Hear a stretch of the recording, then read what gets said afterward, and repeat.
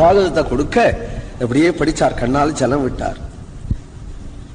ஆனால் அவருக்கு தோணித்து துந்துகாரிய குருன்னு நினைச்சு கொடுத்தான் இந்த புள்ள.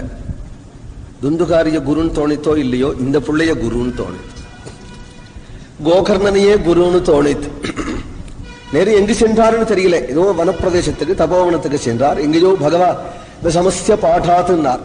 தசமஸ்கந்தத்தையே பட்டனம் பண்ணி கொண்டிருந்து கிருஷ்ண சரணத்தை அடைஞ்சாரா. கோகர்ணன் யாத்திரையாக புறப்பட்டு போயிட்டார். அப்புறம் அவருக்கு சம்பந்தம் இல்லையே இங்கே. ஏன்னா அபிமானமா கூட இந்த தாயார் அவருக்கு தாயார் இல்லை, சொந்த தாய் தகப்பனார் இல்லை.